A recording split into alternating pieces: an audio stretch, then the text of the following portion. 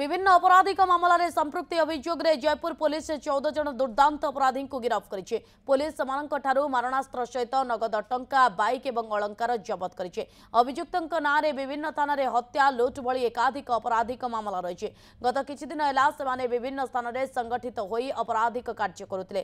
Koraput police रे बे operation zero tolerance towards crime चलाइछि। गिरफ अभियुक्त माननकु गिरफ करी कोर्ट चालान करने समय टाउन थाना सम्मुखें सेमानंक परिवार लोके प्रबल पाटितुंड करथिले। गिरफ पर समस्त को कोर्ट चालान करिछि पुलिस।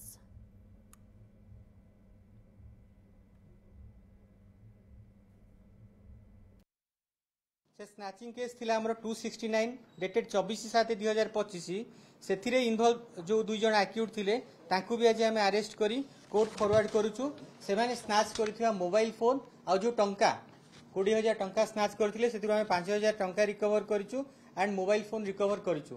टोटल आज 14 जन एक्यूट को हम अरेस्ट करी फॉरवर्ड करूछु।